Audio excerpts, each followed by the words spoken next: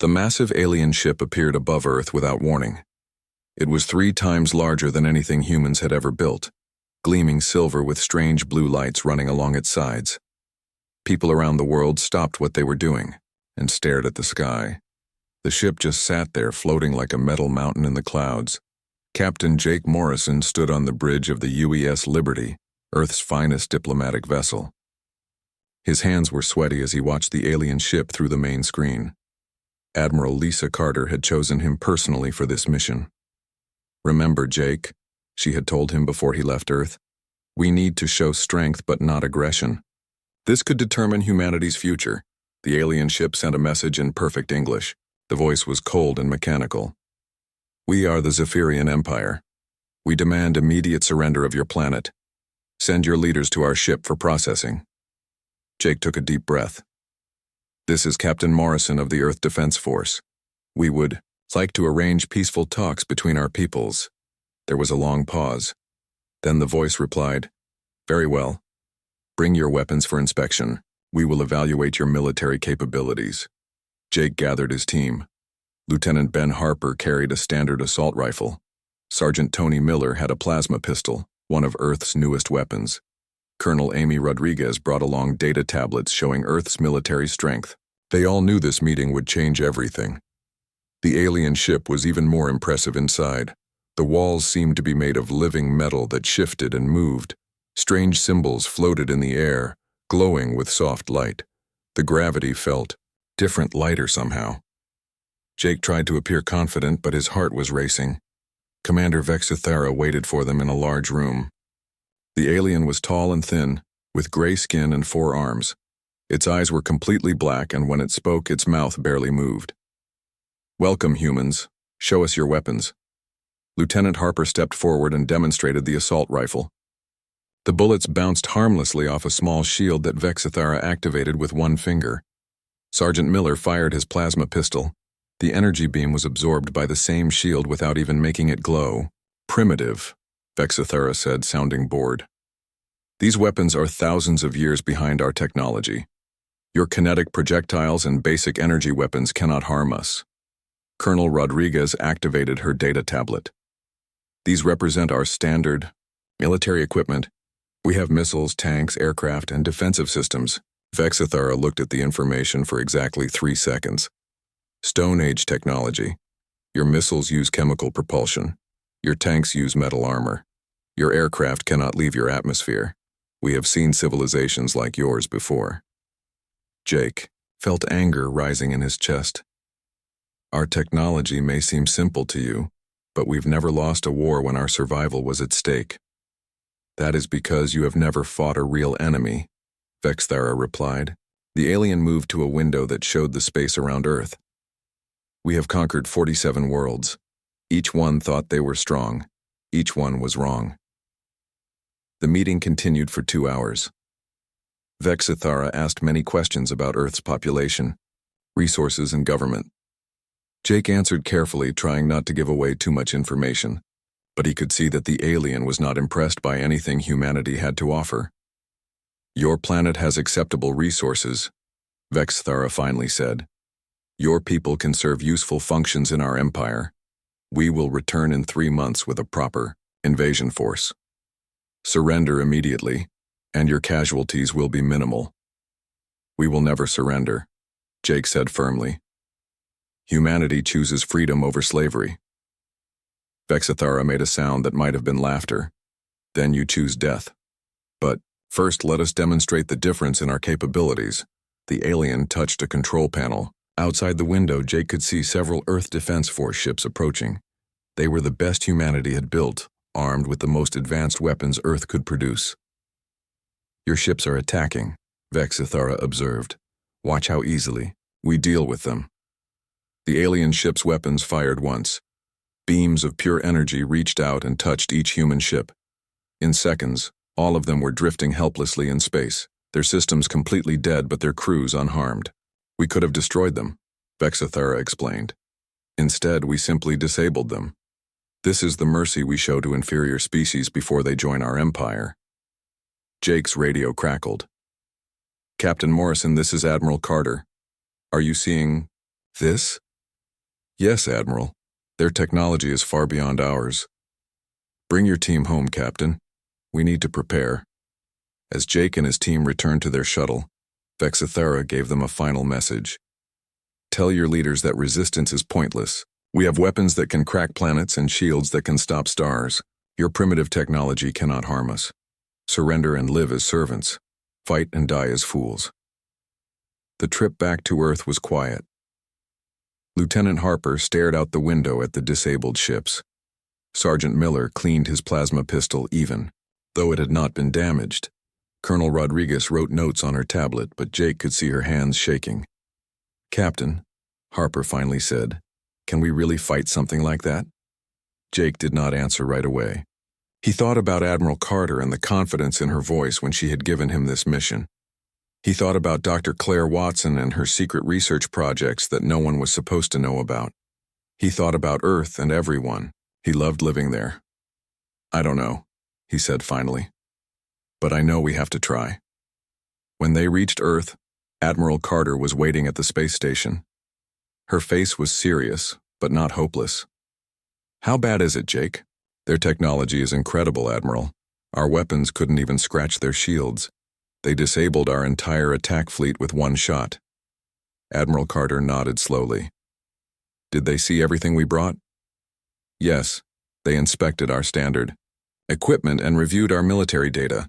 Good, the Admiral said, surprising Jake. Then they saw exactly what we wanted them to see. Jake stared at her. What do you mean? Admiral Carter smiled for the first time that day. Jake, did you really think we would show aliens our best weapons during a first meeting? What you brought was our basic equipment, the weapons we would use against other humans. But Admiral, what we showed them is our most advanced technology. No, Jake. What you showed them is what we let everyone think is our most advanced technology. Dr. Watson and her team have been very busy these past 20 years. When the Zephyrians return, they're going to get a surprise. Jake felt a spark of hope. What kind of surprise? The kind that will teach them never to underestimate humanity. Again. 3 months passed quickly. Earth had tried to prepare, but how do you prepare for an enemy with technology beyond your understanding? General Marcus Stone coordinated global defense efforts from his command center deep underground. Every major city had been evacuated as much as possible. Everyone knew the aliens were coming back. The Zephyrian fleet arrived exactly when Commander Vexithara had promised. This time, it was not just one ship. Hundreds of alien vessels appeared in Earth's sky, blocking out the sun in many places. Each ship was massive, bristling with weapons that glowed with deadly energy. War Commander Zalketh led the invasion force from his flagship. He was larger than Vexithara, with scars across his gray skin that showed his experience in battle.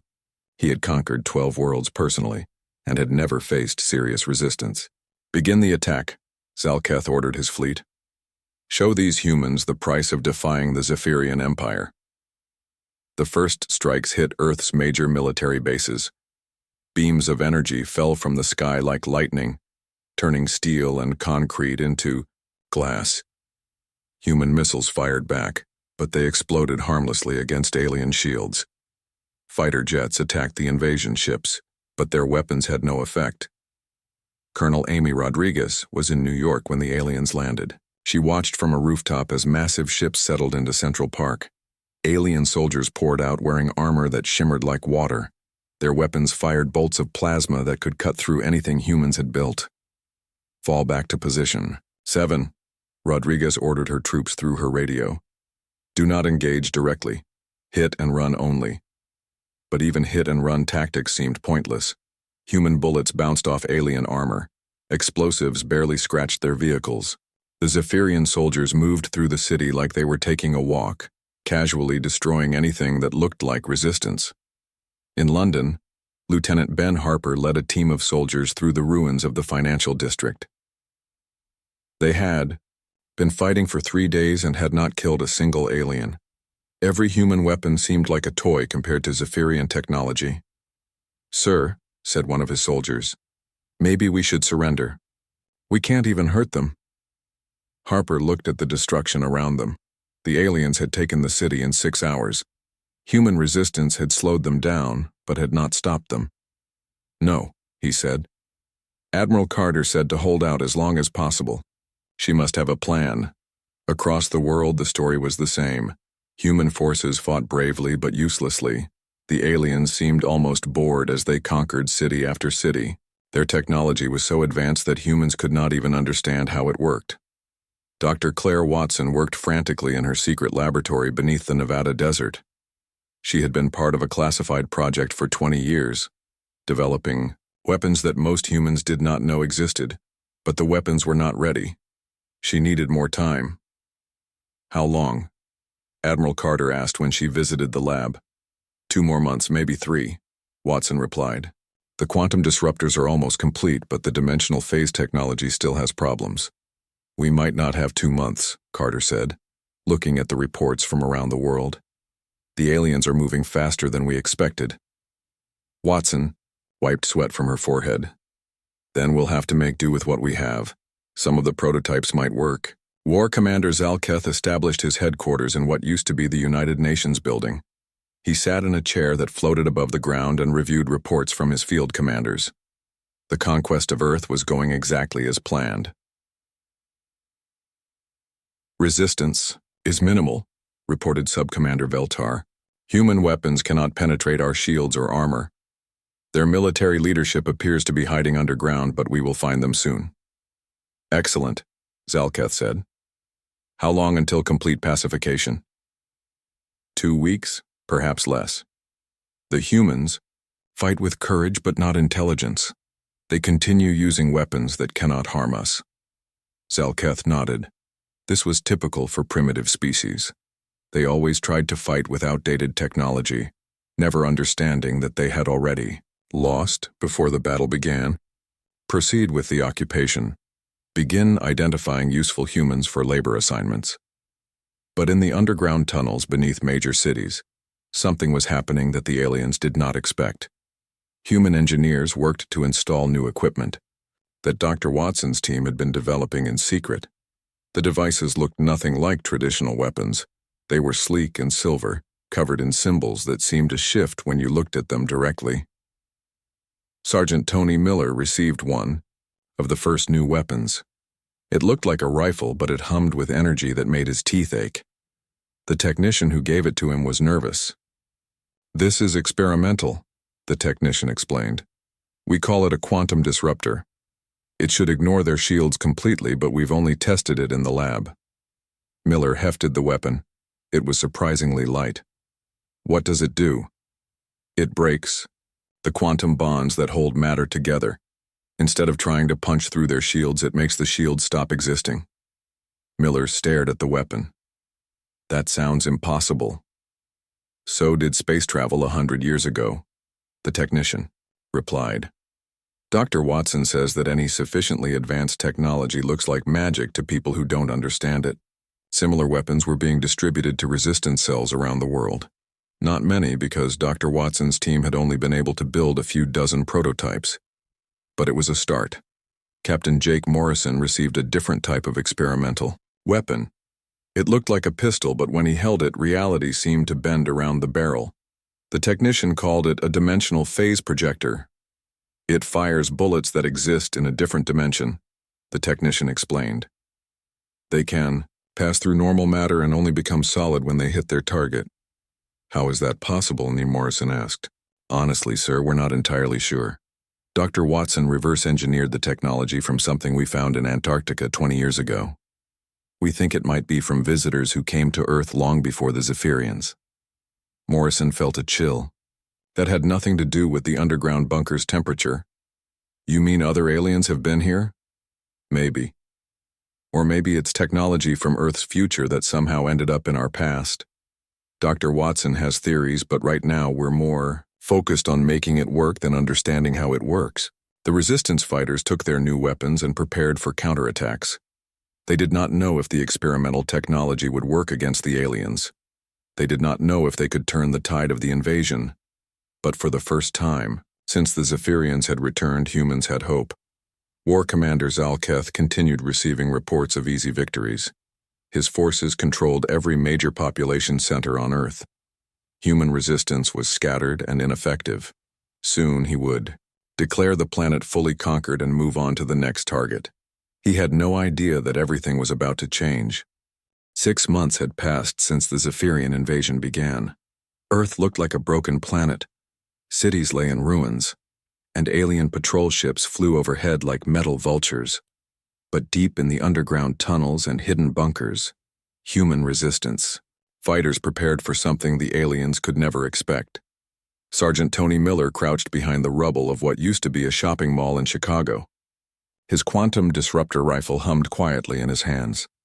3 Zephyrian soldiers walked down the street, their armor gleaming in the afternoon sun. They moved casually, like they owned the world. In a way, they did. Miller had been testing the new weapon for 2 weeks. The results had been incredible, but he still could not believe what he was about to do. He aimed at the lead alien and pulled the trigger. The quantum disruptor fired a beam of light that seemed to bend reality around it. The beam hit the alien's energy shield and passed right through it like it was not even there. The alien soldier looked down in surprise as his armor began to dissolve. Within seconds, he had completely vanished. The other 2 aliens spun around, trying to find the source of the attack. Miller fired twice more. Both aliens disappeared just as completely as the first one. There was no explosion, no debris, no sign that they had ever existed except for 3 small piles of dust. Miller stared at his weapon. "Dear God," he whispered, "what have we built?"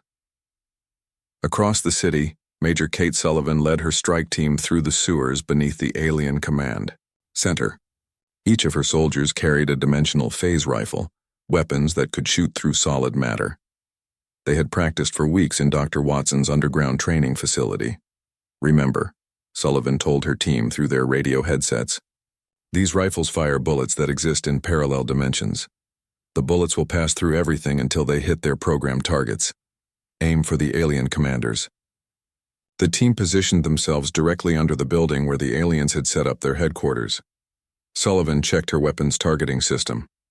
The dimensional scanner showed her exactly where each alien was located, even through 30 feet of concrete and steel. "Fire," she ordered. 20-dimensional phase rifles fired at once. The bullets passed through the earth, through the building's foundation, through floors and walls and furniture. They materialized only when they reached their targets. 20 alien commanders died instantly, never knowing what had killed them. The remaining aliens in the building began shouting in their own language. Alarms started blaring. But Sullivan's team was already moving to their next position. Lieutenant Danny Foster had an even stranger weapon. The gravity manipulation mines looked like small metal spheres, but each one contained technology that could create a localized black hole. He planted them along the route that alien supply convoys used to travel between their bases. When the next convoy approached, Foster triggered the mines remotely. Reality twisted as gravity went insane in a small area. The alien vehicles were crushed into tiny balls of metal in less than a second. The black holes lasted only a moment before safely collapsing, but that was enough. The alien survivors called for help, but their radio signals could not escape the gravitational distortion. By the time rescue teams arrived, there was nothing left but a perfectly spherical crater where the convoy had been. War Commander Zalketh received the first reports with disbelief. "What do you mean they vanished? Weapons do not simply make soldiers vanish." Sub-Commander Veltar was clearly shaken. "Sir, I watched the security footage myself. The humans used some kind of beam weapon that ignored our shields completely. Our soldiers just stopped existing. Impossible. Human technology cannot bypass Zephyrian shields. Sir, 23 of our patrol units have been destroyed in the last week using weapons we have never seen before. The humans are using technology that should not exist." Zalketh stood up from his floating chair. This was not going according to plan. "Show me the footage." The security video was disturbing. Human soldiers appeared from nowhere, fired weapons that looked nothing like the primitive guns they had shown during first contact, and disappeared again. Zephyrian forces died without even understanding what was attacking them. "How many casualties?" Zalketh asked. "Over 300 soldiers dead, sir. 15 command centers destroyed. 7 supply convoys eliminated. and we still do not understand how they are doing it. Captain Jake Morrison emerged from a hidden base beneath the ruins of Washington, D.C. His team carried weapons that looked like they belonged in a science fiction movie rather than a real war. The reality-warping pistol at his side could bend space-time around its targets. "Target confirmed," Morrison said into his radio. "Alien communication array, 200 meters northeast." Morrison aimed his pistol at the massive alien antenna that the Zephyrians used to coordinate their forces. He pulled the trigger. Reality twisted around the antenna, folding space until the structure collapsed into itself and disappeared into a tiny point that winked out of existence. Across the planet, similar attacks were happening. Human resistance fighters used weapons that defied everything the aliens thought they knew about physics. Quantum disruptors made matter stop existing. Dimensional phase rifles shot through solid objects. Gravity weapons created impossible forces. Reality warpers bent the laws of nature. Dr. Claire Watson monitored the attacks from her underground command center. Screens showed successful operations around the world. Her 20 years of secret research were finally being put to use. "How are the weapons performing?" Admiral Carter asked. "Better than expected," Watson replied. "The quantum disruptors have a 97% success rate. The dimensional phase rifles are working perfectly. Even the experimental reality warpers are functioning within acceptable parameters." "And the aliens?" Completely confused. "They built their entire strategy around our primitive technology. They have no defense against weapons that operate on principles they do not understand." Admiral Carter smiled grimly. "How long before we can begin major counteroffensives?" "We're already beginning them. Colonel Rodriguez is preparing to retake New York. Major Sullivan's team has eliminated most of the alien command structure in Europe. Captain Morrison is coordinating strikes against their communication networks. War Commander Zalketh paced in his headquarters, which had been moved 3 times after human attacks. His officers watched nervously as their commander struggled to understand what was happening.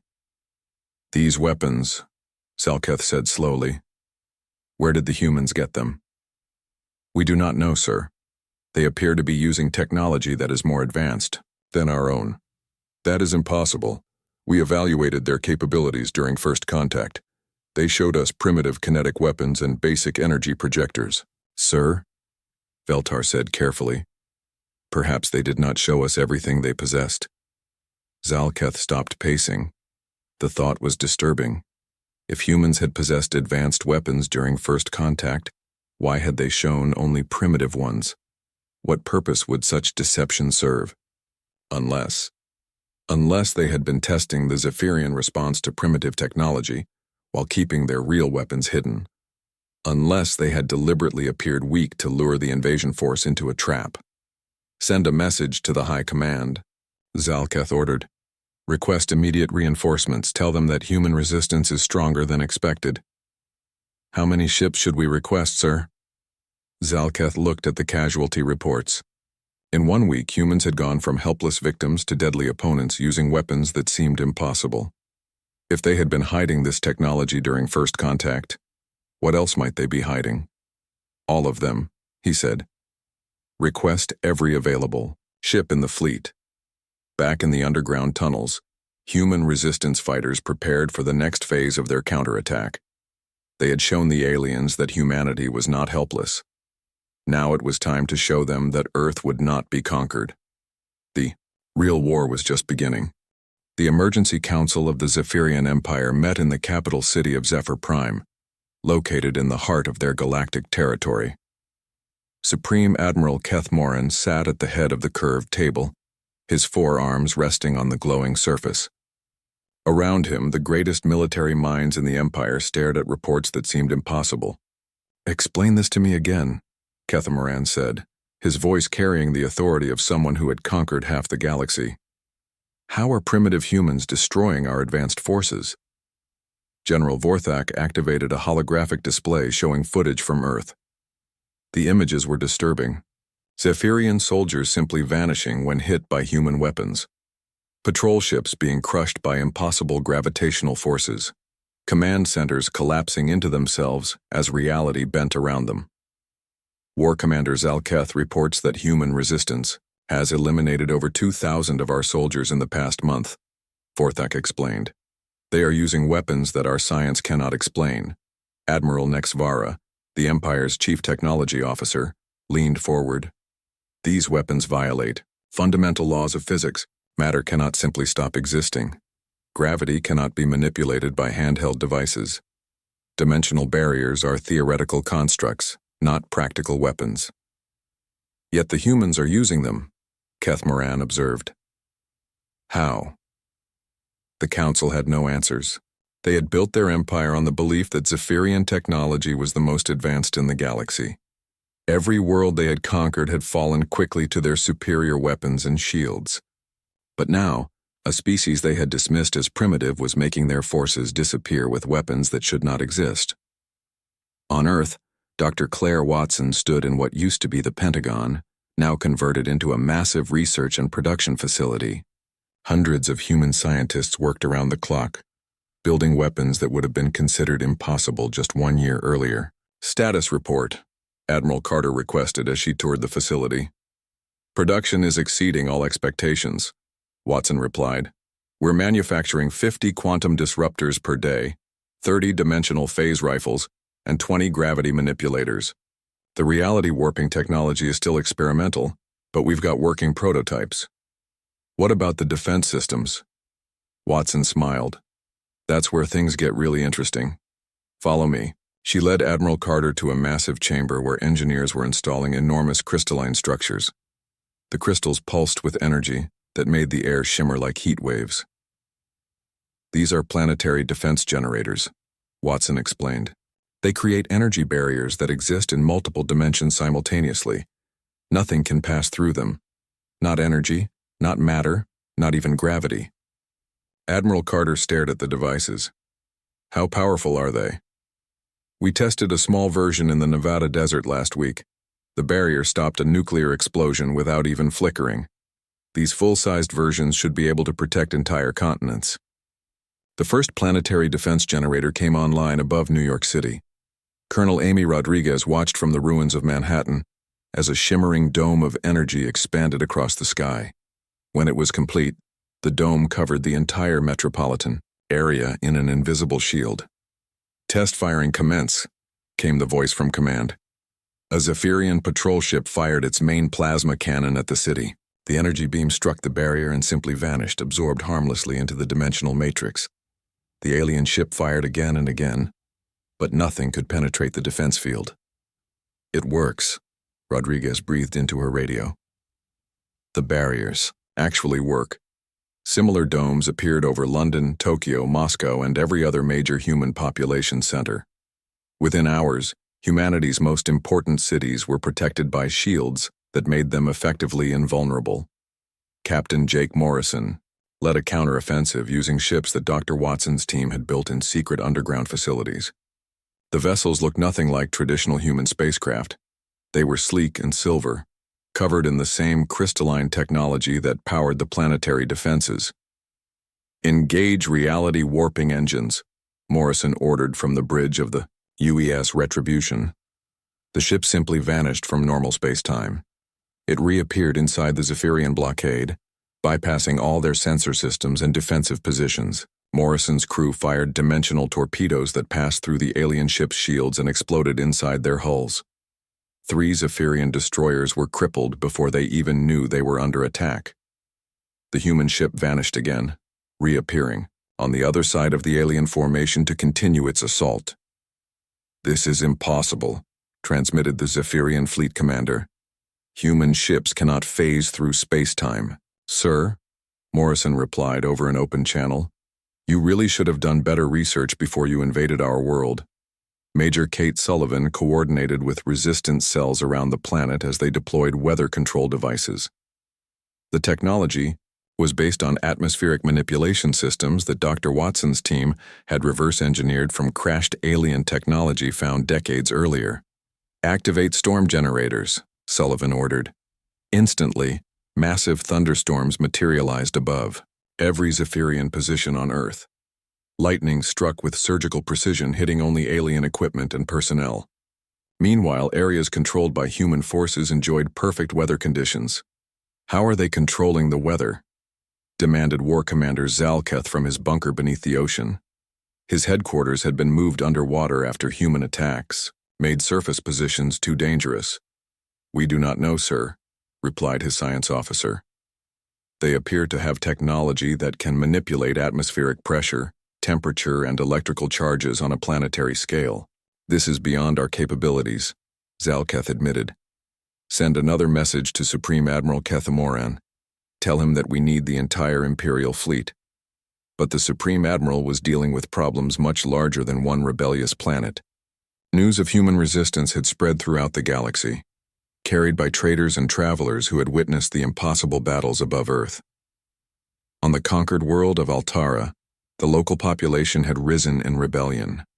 They used primitive weapons, but they fought with the hope that if humans could defeat the Zephyrians, maybe other species could too. Similar uprisings began on a dozen other worlds.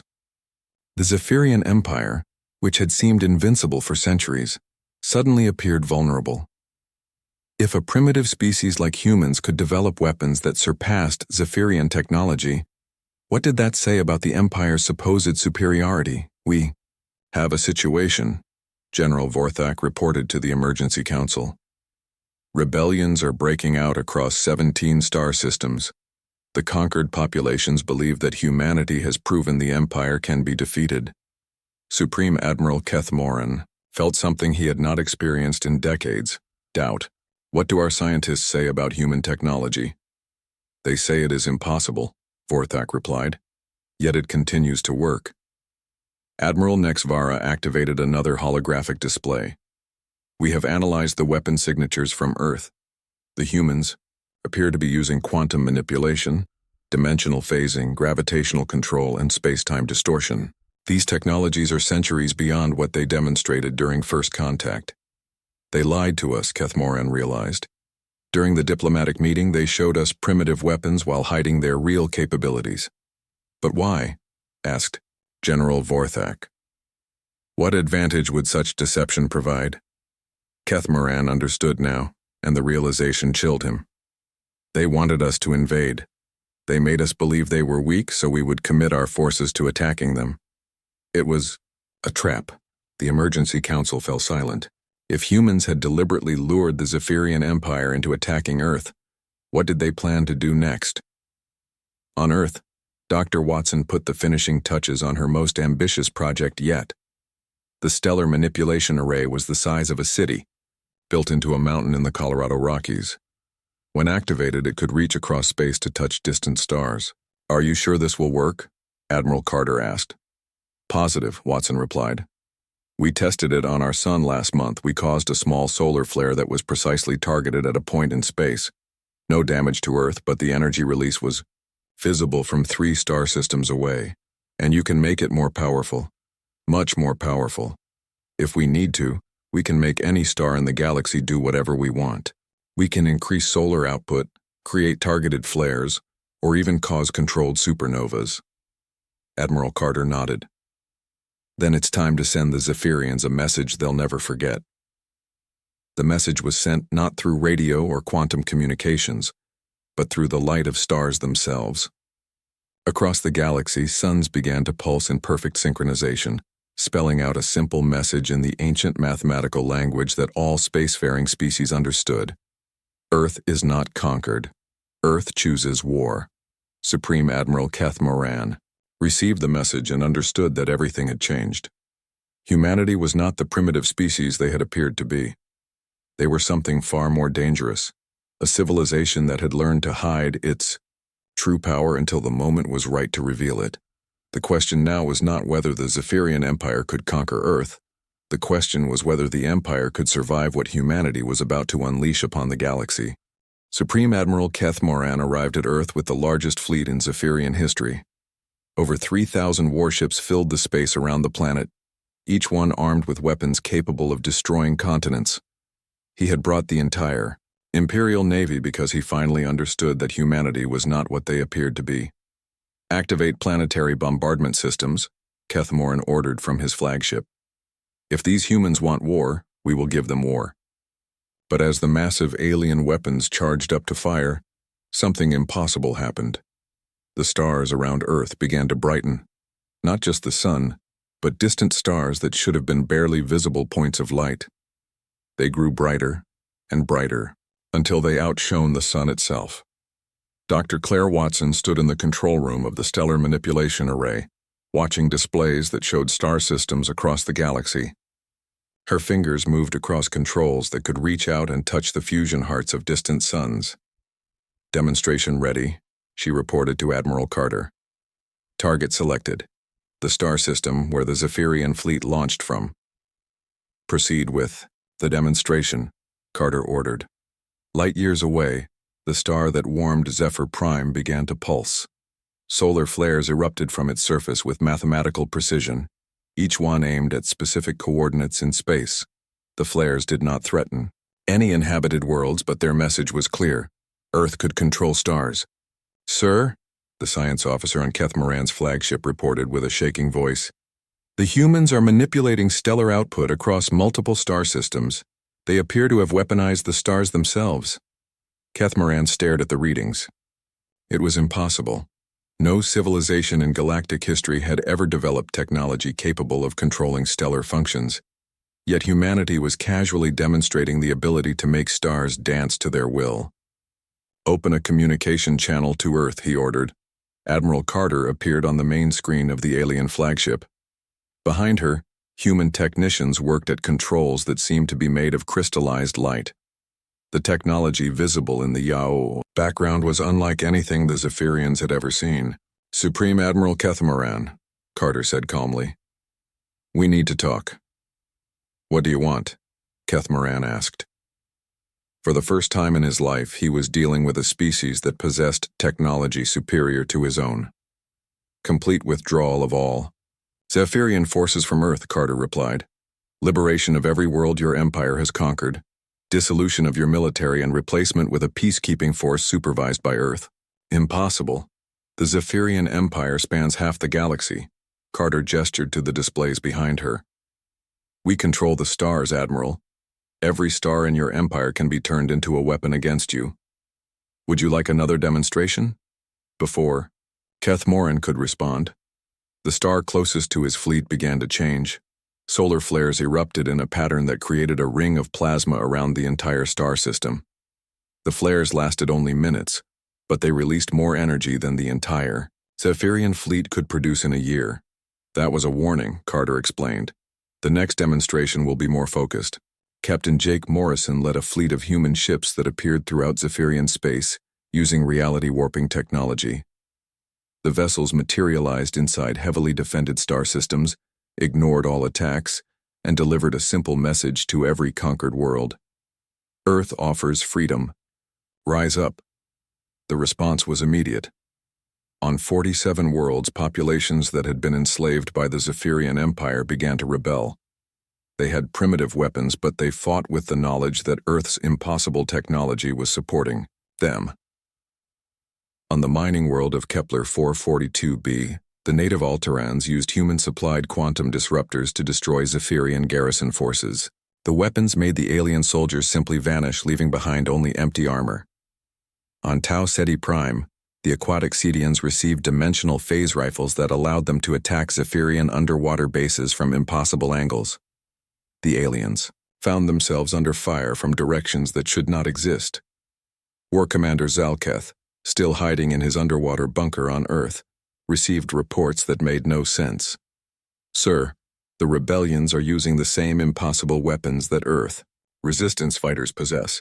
Somehow the humans are supplying advanced technology to populations across the galaxy." "How?" Zalketh demanded.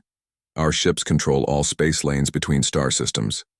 The human ships appear and disappear at will, sir. They phase through our blockades like they exist in a different dimension." Major Kate Sullivan coordinated the liberation efforts from a command center that existed partially outside normal spacetime. Using dimensional phase technology, the facility could communicate instantly with resistance movements anywhere in the galaxy. "Status report from the Vega system," Sullivan announced to her team. Local population has successfully driven out Zephyrian occupation forces using our dimensional weaponry. They're requesting technical assistance to establish their own government. Approved, replied Colonel Amy Rodriguez, who had been promoted to oversee galactic liberation operations. Send a team of advisors. Make sure they understand that Earth offers partnership, not domination. This was the key difference between humanity and the Zephyrian Empire. Where the aliens had conquered worlds to extract resources and slave labor, humans offered liberation and alliance. Every world freed from Zephyrian control was invited to join a new galactic federation based on cooperation rather than conquest. Dr. Watson's research team made another breakthrough that changed everything. Deep in the Antarctic research facility, where they had first discovered alien technology, they uncovered the truth about Earth's mysterious weapons. Admiral, Watson reported to Carter during an emergency briefing, we've decoded the final data from the Antarctic find. The technology we've been reverse engineering didn't come from visiting aliens. What do you mean? Carter asked. It came from us. From humanity's future. Somehow, our descendants sent technology back in time to ensure we would be ready when the Zephyrians invaded. Carter stared at the evidence. You're saying we gave ourselves the technology to defeat the aliens? More than that. The entire first contact scenario was planned. Our future selves knew exactly when and how the Zephyrians would arrive. They made sure we would appear primitive during the initial meeting, while secretly developing weapons that could defeat the Empire. The implications were staggering. Humanity had not just defeated an alien invasion, they had used time travel technology to ensure their own victory. The war had been won before it even began. Supreme Admiral Kethmoran faced a choice that would determine the fate of his empire. Earth's stellar manipulation technology could destroy every Zephyrian world in minutes. Human dimensional ships could appear anywhere in his territory without warning. Rebellions were spreading across every conquered system. Sir, General Vorthak reported, we've lost contact with 60% of our occupied worlds. The rebellions are being supplied with weapons we cannot counter. Our own forces are abandoning their posts rather than face technology they cannot understand. Kethmoran made his decision. Open a channel to Admiral Carter. When the communication link was established, Kethmoran spoke words that no Zephyrian leader had ever spoken before. We surrender. The dissolution of the Zephyrian Empire happened faster than anyone expected. Within months, every conquered world had declared independence. Some joined the new Earth Federation, while others chose to remain neutral but friendly. The Zephyrian military was disbanded, with many former soldiers choosing to serve in the new galactic peacekeeping force under human supervision. Captain Morrison became Earth's first galactic ambassador, establishing diplomatic relations with dozens of species that had been freed from alien oppression. His first official act was to sign a treaty guaranteeing that Earth would never use its advanced technology for conquest. We could rule the galaxy, Morrison told Admiral Carter during a private meeting. Our weapons are centuries ahead of everyone else's. That's exactly why we won't, Carter replied. Power corrupts, and absolute power corrupts absolutely. We'll use our technology to protect freedom, not to create another empire. Dr. Watson continued her research, but now she worked openly with scientists from across the galaxy. The secrets of quantum manipulation, dimensional phasing, and stellar control were shared freely with any species that pledged to use them for peaceful purposes. The galaxy entered a new age of cooperation and discovery. Trade flourished between worlds that had been enemies for centuries. Scientific knowledge was shared openly.